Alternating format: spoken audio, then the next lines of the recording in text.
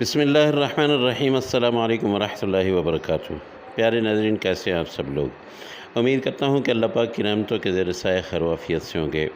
दोस्तों, ईद हो और तवा बोटी ना बनाई जाए, ये मज़ा नहीं आता है। आजकल हर घर में मटन भी है, बीफ भी है, तो क्यों ना मैं आपको ऐसा तरीका बता दूँ कि आप मटन हो या बीफ हो, आपने उसकी तवा बोटी बनानी है जो बड़ों को भी और बच्चों को भी सबको बहुत पसंद। बीफ लें या मटन लें, आपने आधा किलो बोनलेस ले लेना है और देख लेना है कि ज़्यादा इन पे चर्बी ना लगी हुई हो। इसमें आपने सिरका डालना है 2 चम्मच और नमक डाल देना है 1 चम्मच और अच्छी तरह से इसको मिक्स कर लेना है और इसको 10 मिनट के लिए आपने छोड़ देना है। ये मैंने सिरका डाल दिया है। अब यहाँ पे मैं डाल देता हूँ नमक और नमक डाल के फिर मैं इसको अच्छी तरह से मिक्स करूँगा। मैं चम्मच से ही कर रहा हूँ, आप इसको अपने हाथों से भी कर सकते हैं। अच्छी तरह से रब करें ताकि ये गोश्त जो है इसके अंदर तक नमक चला जाए और इसके अंदर से जो भी खून वगैरह है वो सब कुछ बाहर निकल आए। 10 मिनट मैं इसको छोड़ूंगा। 10 मिनट के बाद इसको अच्छी तरह से धो लूँगा। धो के उसके बाद मैंने इसमें क्या कुछ डालना है वो मैं आपको बताता हूँ। 10 मिनट छोड़ देने के बाद जब हम इसको धोएंगे तो इसके से ये सब कुछ इसका साफ़ हो जाएगा। ये देखिए मटन कितना हमारा साफ़ हो गया है। अब इस पे मैं डाल देता हूँ यहाँ पे 2 चम्मच लेमन का जूस और आधा चम्मच नमक। याद रहे नमक पहले मैंने डाला है, वो गोश्त के अंदर मौजूद है। आधा चम्मच ही यहाँ पे मैं डालूँगा लाल मिर्च पाउडर और इसमें डाल दूँगा यहाँ पे दड़ा मिर्च किधर गई, ये पड़ी हुई है। तो दड़ा मिर्च जो है ये भी मैं आधा चम्मच ही डालता हूँ। इसके साथ आप काली मिर्च डालना चाहें तो वो भी आप डाल सकते हैं, लेकिन बहुत ज़्यादा हो जाएगी इसलिए मैं काली मिर्च नहीं डाल रहा हूँ। आधा चम्मच मैंने हल्दी डाली है। अब यहाँ पे आपने अगर ज़र्दा कलर डालना है तो वो भी आप एक चुटकी यहाँ पे डाल सकते हैं। मैं ज़र्दा कलर नहीं डाल रहा हूँ क्योंकि मुझे बहुत ज़्यादा इसका कलरफुल ज़्यादा नहीं चाहिए। तो धनिया मैंने डाला है, धनिया पाउडर ये तकरीबन 1 चम्मच है। धनिया पाउडर आप 2 चम्मच भी डाल सकते हैं, बहुत मज़े का लगता है। आधा चम्मच आप यहाँ पे ज़ीरा पाउडर डाल दें या फिर आप गरम मसाला डाल दें, वो जैसे आपकी मर्ज़ी। इसको ज़्यादा स्पाइसी बनाना है तो आप इन मसालों को ज़्यादा भी कर सकते हैं। 1 चम्मच लहसुन अदरक का पेस्ट डाल लें या फिर आधा आधा चम्मच आप जो है लहसुन और अदरक का पाउडर डाल लीजिएगा जो आपके पास मौजूद हो। 2 चम्मच मैं यहाँ पे दही के डालूँगा। अब इन सब चीज़ों को मैंने कर देना है मिक्स और इसको फिर मैंने आधे घंटे के लिए छोड़ देना है। आधे घंटे के लिए आपने इसको लाजमी छोड़ना है। आधा घंटा कम अज़ कम है, इससे ज़्यादा भी आप छोड़ सकते हैं, लेकिन कम अज़ कम आधा घंटा आप इसको ज़रूर दें। अब ये देखिए इसको साइड में रख छोड़ते हैं। आधे घंटे में जितने भी मसाले इसके अंदर जा सकते हैं वो सब जो है रच बस जाएंगे। अब हमने यहाँ पे ले लिया तवा। तवा आप नॉन स्टिक भी ले सकते हैं, मेरे पास नॉन स्टिक नहीं था इसलिए मैं ये ले रहा हूँ। तो इस तवे के ऊपर आपने 3 चम्मच ऑयल डालना है और मैरिनेट की हुई बोटियाँ जो हैं वो आपने इसके ऊपर डाल देनी है।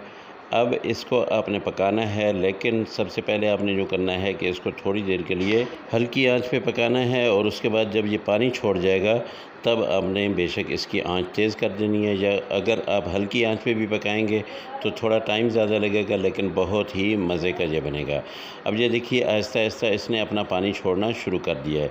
अच्छा, एक चीज़ आपको बता दूं कि अगर आपका गोश्त जो है वो बहुत सख्त है तो आपने क्या करना है, उस पर आपने कच्चा पपीता जो है उसका आपने पेस्ट बनाना है और वो इसके ऊपर लगा लेना है। इंशाल्लाह बहुत जल्दी वो गल जाएगा। अगर आपका गोश्त ज़्यादा सख्त नहीं है तो फिर आप बेशक इसको ऐसा करें कि कोई चीज़ भी नहीं लगाएं, बल्कि यही मसाले लगाएं। उसके बाद आप देखें रिज़ल्ट कैसा आता है। ये देखिए आहिस्ता आहिस्ता इसने पानी छोड़ना शुरू कर दिया है। अब मैं इसको थोड़ा सा पलट के उसके बाद क्या करूँगा कि इसकी आंच थोड़ी सी तेज़ करूँगा और इसको मैं कवर कर दूँगा। इस ईद पे आपने ये वाली डिश ज़रूर बनानी है, फिर मुझे बताना है कि आपकी डिश जो है कैसी बनी और आपको कितना इनाम मिला। अब मैं इसको थोड़ी देर के लिए कवर कर दूँगा। जब मैं कवर करूँगा तो इसने खूब पानी छोड़ देना है, बहुत ज़्यादा ये पानी छोड़ देगा। उसके बाद आप देखना कि इसकी पोजीशन क्या होगी। तो अभी देखिए इसने कितना पानी छोड़ दिया है, ये देखें ये इसका अपना पानी है। मेरे एक दोस्त जो है वो पहले मुझे कह रहे थे कि नमकीन गोश्त जो है वो अपने पानी में नहीं गल सकता। तो मेरे प्यारे दोस्तों, ये वाला पानी जो होता है ना, ये इसका अपना ही पानी होता है, मैंने कोई एक्स्ट्रा पानी नहीं डाला है। तो बाज़ जगह पे गोश्त जो होता है वो जल्दी गल जाता है, बाज़ जगह पे गोश्त जो है वो जल्दी नहीं गलता है। आप अगर किसी पहाड़ी एरिया में रहते हैं तो वहाँ पे ऑक्सीजन कम होती है, वहाँ पे गोश्त जो है वो जल्दी नहीं गलता है। तो अब ये देखिए मैं इसको फिर दोबारा से ढाँप देता हूँ। अब इसको तकरीबन 7-8 मिनट के बाद जब मैं खोलता हूँ तो इसकी तकरीबन आधी से ज़्यादा बोटियाँ गल चुकी हैं, लेकिन अभी भी इसमें कसर है। तो अब मैं इसको आहिस्ता-आहिस्ता ऐसे हिलाता भी जाऊंगा। इसको कभी जो है जब मैं कवर कर दूंगा, कभी मैं खोल लूँगा, और फिर जब लास्ट में हम जाएंगे तो ये देखिए अब इसका पानी मैंने खुश्क करना शुरू कर देना है, क्योंकि अब हमारा गोश्त बिल्कुल गल चुका है। लेकिन हमारा पानी जो है वो जैसे जैसे ख़त्म होगा तो मिसाला ये सारा बोटियों के ऊपर लिपट जाएगा।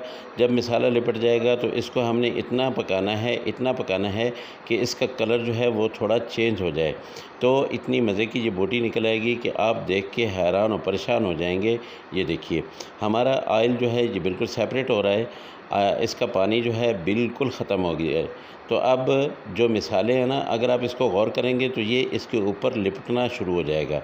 अब इसको मैं थोड़ी देर के लिए ऐसे छोड़ दूंगा, उसके बाद मैंने आपको ये डिश आउट करके दिखाना है। ये देखिए माशाल्लाह लोग कितनी प्यारी होती जा रही है। अच्छा, अगर आप यहाँ पे काली मिर्च जो है वो डालना चाहें तो अब आप डाल सकते हैं। अब मैं आपको इसको डिश में डाल के दिखाता हूँ कि कितनी ज़बरदस्त किस्म की इसकी लुक आई है और कितना टेस्टी ये बन चुका है। तो ये देखिए बिस्मिल्लाहिर्रहमानिर्रहीम, ये देखिए जी ज़बरदस्त किस्म का ये तवा फ्राई गोश्त जो है आप लोगों के लिए बिल्कुल रेडी है।